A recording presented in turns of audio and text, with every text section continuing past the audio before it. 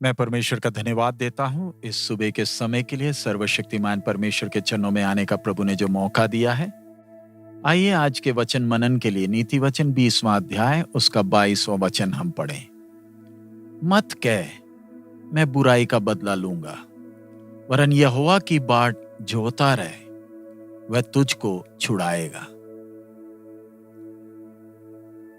हम जानते हैं कि परमेश्वर का वचन जो हमें दिया गया है, उसके पीछे का एक ही उद्देश्य है कि हम सब मसीह के उस कद तक, सिद्धता तक बढ़ सकें। जब हम परमेश्वर के आश्चर्य कामों को देखते हैं, हम हैरान रह जाते हैं। हमें नम्र बनाता है ये बात, क्योंकि हम परमेश्वर के उद्देश्य के गहराइयों को, भेदों को हम अपनी समझ से समझ नहीं सकते हैं। परमेश्वर की योजनाएं, परमेश्वर की बुद्धि कितनी अथाह है। सर्वशक्तिमान कभी बदलता नहीं है, ना ही परमेश्वर के दैवीय सिद्धांत बदलते हैं। परंतु परमेश्वर जो हमारा स्वर्गीय पिता है, एक अच्छा शिक्षक है, जो अपने बच्चों को अपने दिव्य सिद्धांत थोड़ा थोड़ा कर कर सिखाता है, ताकि हम सब सिद्धता तक पहुंच सकें। परमेश्वर ने अपनी ईश्वरीय व्यवस्था को मनुष्य को थोड़ा थोड़ा कर कर प्रकट कर कर दिया। व्यवस्था जो पुराने नियम में दी गई थी, वो सबसे पहले मनुष्य के विवेक में लिखा गया था। उसके बाद मूसा के हाथ में 2 पत्थरों में लिखकर खोद कर दिया गया। और जब हम परमेश्वर के उस पवित्र व्यवस्था को हम मनन करते हैं, हम देख सकते हैं कि परमेश्वर की व्यवस्था उस मौलिक सिद्धांत को हमारे सामने प्रकट करती है कि किस प्रकार परमेश्वर चाहता है कि हर मनुष्य परमेश्वर के धार्मिकता के मार्ग को प्रेम करते हुए उसमें चले। जब एक व्यक्ति परमेश्वर की व्यवस्था को प्यार करता है और सच्चे मन से उस पर जब चलता है, तब परमेश्वर अपना अगला व्यवस्था प्रकट कर कर देता है। इस बात को और अच्छी तरह समझना है तो हम जरा परमेश्वर का इस्राएल के साथ के व्यवस्था को ध्यान दें, व्यवहार को ध्यान दें। परमेश्वर ने इस्राएल कौम को अपनी व्यवस्था दी और उन्हें सिखाया कि अगर वो गलती करें या वो काम करें जो परमेश्वर के नजर में घृणित है, तो दंड पाएंगे। परमेश्वर ने कहा, आंख के बदले आंख, दांत के बदले दांत, हाथ के बदले हाथ, पैर के बदले पैर। हमारी आज की सोच के अनुसार ये तो बहुत भयानक सजा है, लेकिन पवित्र परमेश्वर चाहता है कि अपने लोग पाप की गंभीरता को समझें, ताकि परमेश्वर के सजा का भय उनके जीवन में रहे और अपने जीवन में ध्यान से वो चले। लेकिन हम देखते कैसे परमेश्वर ने अपने दास दाऊद को सिखाया दूसरों को माफ करना। लेकिन जब दाऊद को ये विषय सिखाया, उस समय व्यवस्था तब भी थी। दाऊद परमेश्वर को सच्चे मन से प्रेम करता था और परमेश्वर की व्यवस्था में रात और दिन मनन करता था। इसलिए परमेश्वर की आत्मा ने दाऊद को वो अपना ईश्वरीय स्वभाव प्रकट करके दिया कि कैसे दुश्मनों को क्षमा करना है और उन पर करुणा दिखाना है। ऐसे दुश्मन जिन्होंने बिना कारण दाऊद को जान से मारना चाहा, और हम उसके द्वारा, दाऊद के द्वारा देखते हैं कैसे परमेश्वर की आत्मा ने आने वाले मसीहा यानी प्रभु यीशु मसीह के जीवन और मृत्यु के बारे में भविष्यवाणी की। मेरा विश्वास है दाऊद अपने इन भजन संगीताओं को जब मनन करता था, उसे कुछ हद तक आने वाले मसीहा का स्वभाव समझ में आ गया होगा। जबकि व्यवस्था कहती है आंख के बदले आंख, परमेश्वर की आत्मा उसे सिखा रही है दूसरों को क्षमा करना कितना मीठा है।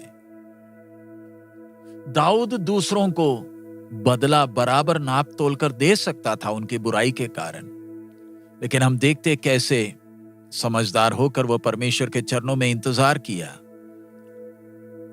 और परमेश्वर से बल पाकर उन्हें क्षमा भी किया।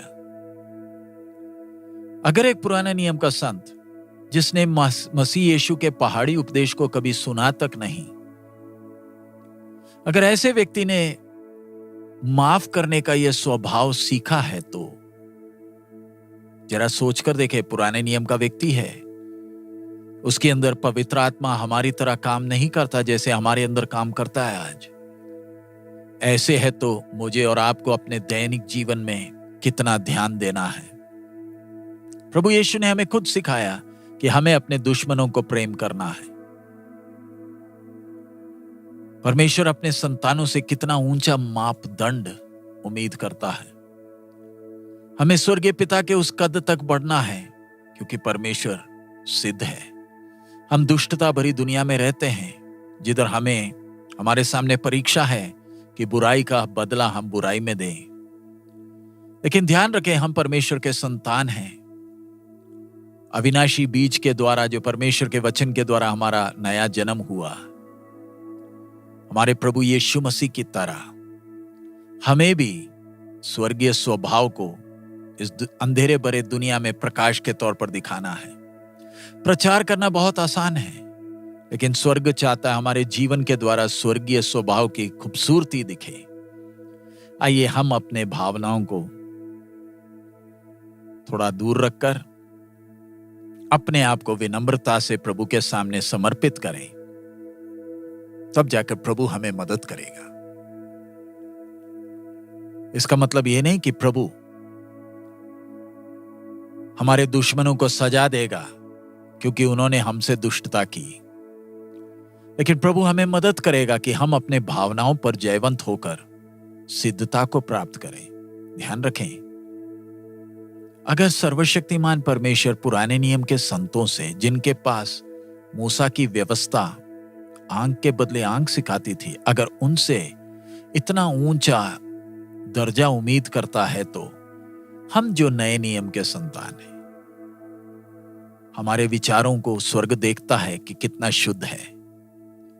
हमें मालूम है किस प्रकार व्यवस्था देने के पहले परमेश्वर ने यूसुफ को चुना, तैयार किया, स्वर्गीय स्वभाव को उसने प्रकट किया। कैसे उसमें हम प्रेम और क्षमा और करुणा हम देख सकते हैं। हम कितने आशीषित हैं, क्योंकि पवित्र आत्मा हमारे अंदर वास करता है और हमें सिद्धता में बढ़ने के लिए मदद करने को तैयार है। सो हमारे प्रभु का आगमन जब नजदीक है, आइए हम ध्यान के साथ चलें, प्रभु के मार्ग में चलें, जिससे स्वर्ग हमारे विषय में अभिमान करने पाए। प्रभु हम सबको मदद करें। आइए हम प्रार्थना करें।